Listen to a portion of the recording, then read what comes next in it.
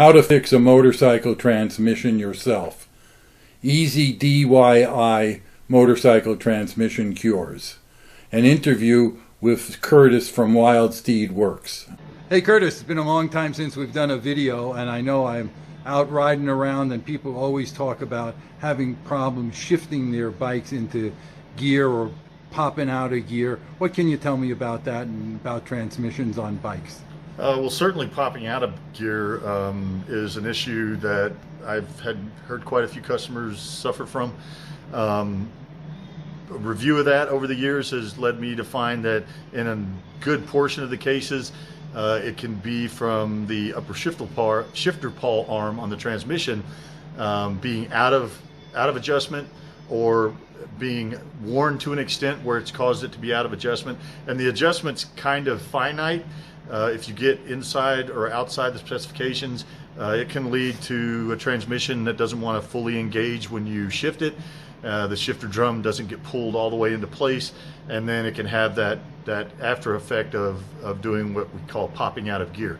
So why don't you give me a little demo, show me on what's happening. I've got a transmission here for us to look at. In this situation, you can see on this side of the transmission, we've got our shifter drum across the top here, and this is our shifter pawl arm right here. This is the little unit that's then attached to a shaft and comes over to our shift arm that then attaches to a shifter rod and to your front foot controls to actually shift gears on your bike. So what can happen here is this arm in this little cutout you see here running across here, that can get pulled out and separated from excess pressure on the shifter peg. Some guys like to slam their foot against it, and that can cause damage to these other outer ends.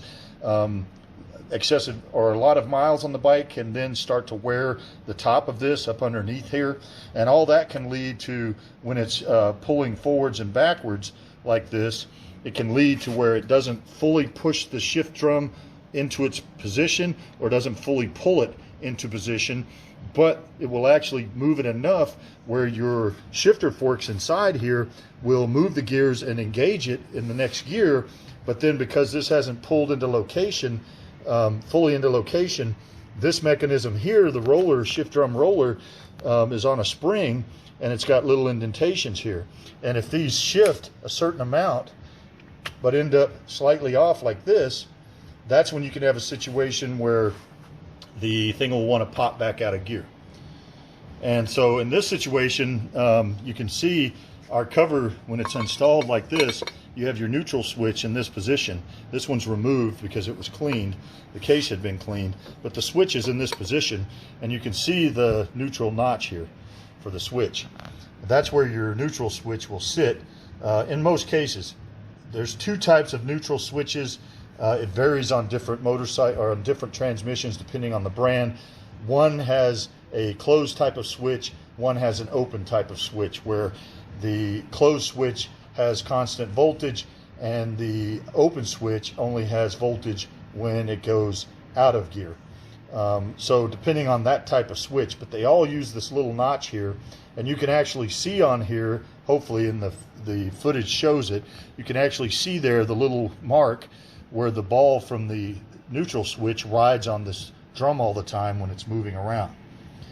And so you can see from this, because of the direction this is pointing, this transmission is currently in neutral. And you can also see that because the counter shaft and the main shaft run free of each other. So what we want to do to check our shifter pawl specification, we want to measure between the rear of the jaw opening and the front of the jaw opening, between the teeth that are, or I'm sorry, the shifter drum pegs that are going to be in position up here in these two positions when this goes into gear. And the way they have you test that is by placing the transmission in third gear. So we're going to go ahead and place this transmission in third gear. This transmission is kind of a typical big twin transmission. It's 1 down, 5 up. It's a big dog transmission, which is basically kind of a bastardized Baker transmission. So we're going to go ahead and put that in gear. And when you shift when you shift without the transmission hooked to anything or without the motor running on the bike, you want to give the main shaft a little turn as you're shifting. That helps everything to engage and seat like it's supposed to. So we're going to go ahead and do this now. So that's first gear, that's second gear, and that's third gear. So now if you look here on the side, you can see there's a space between the rear shifter pin and the front shifter pin. I should say the rear shifter pin, because this is the rear of the transmission on this side. So the rear shifter pin and the front shifter pin, you can see there's a little space in there. And what we want to do is we want to use a pin set like this to check that dimension. Don't worry, you don't have to buy an entire pin set just to do this simple job. Frequently, in most cases, I'm somewhere between 64 thousandths and about 74 thousandths. So if you get yourself just a small pin set like this, you should have what you need to check this. So let's go ahead, we'll start with a 70 thousandths. That's a 70 thousandths pin, gauge pin. And we're going to check the front of this. This one actually looks like it might be a bit big to me, but in this case, you can see the pin goes in and out on this end, doesn't fit on this end. So now what we want to do is, this is a lock nut, and this is the shifter pawl adjustment cam in this location. So what we're going to do is we have to release this lock nut, and by turning this clockwise or counterclockwise, it will move the shifter pawl backwards or forwards, and that's how we're going to adjust our space on each of those. This is a bit finicky because it's not real simple. It's kind of a gorilla situation because you want this to stay locked after you've got this positioned. This turns kind of tight, so it's a little bit of a finicky play time getting this to line up correctly, but eventually we do get it. Of course, I don't remember what size this is. I think it's this one. Yeah, and it's so we need a 7/32 Allen wrench, and just as a quick filler, while this might be a big dog transmission, all of these big twin type transmissions like this all have a shifter pawl. They all have an adjustment cam. A good example is over here is a full-on real right side drive Baker transmission, and you can see right here in the pretty much the same location as the Baker transmission, you see the lock nut and you see the adjustment cam. So this is pretty much a universal adjustment procedure for all of these different 5 and 6 speed big twin type transmissions. Get this out of the way.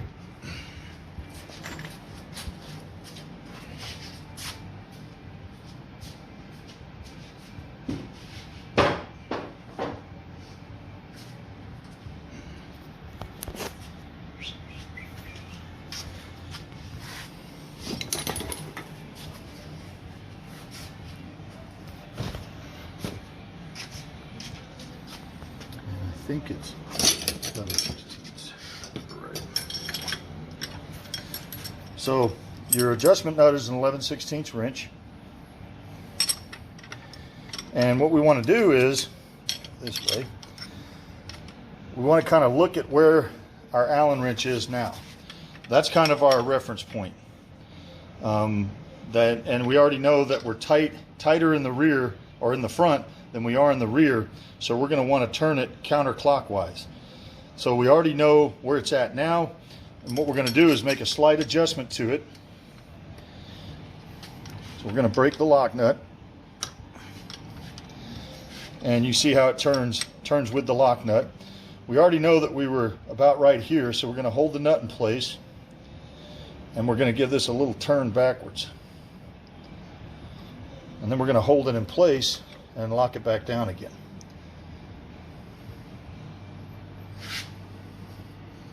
That might have been too much, but that's what our gauge pin's for.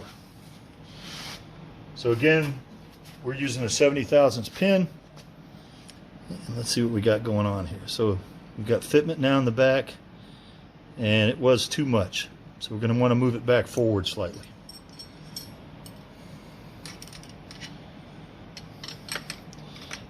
And this transmission initially came in because it did have it was popping out of gear. But ultimately, when they finally took the transmission out, it was actually far worse. The actual main shaft had broken.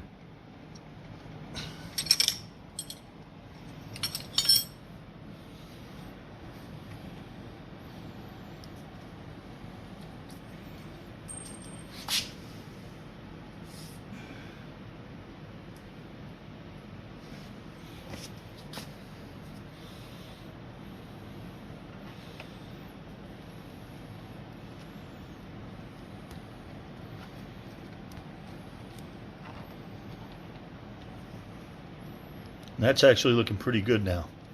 We've got an equidistance in the front and the back now. So that shifter pawl is set correctly now. So you think this is something the average motorcycle rider can handle themselves? I don't know about the average. Well, let's say mechanically inclined. A mechanically inclined guy could do this, and he could do it installed on the bike, but albeit it's quite a bit more difficult because you've got to get in underneath the battery box, etc. But it is doable, and I have done it a number of times here in the shop. We also sell a kit that you can see on our website, wildsteedworks.com. That's steed as in a horse, S-T-E-E-D, and the works is W-O-R-X.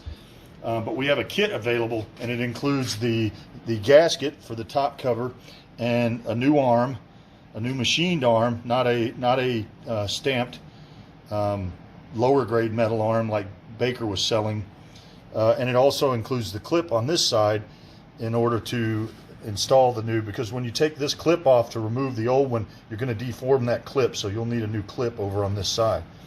If you buy that kit and do this, you must put a paper towel underneath your shifter pawl arm down inside here. Let's see if I can get this in here.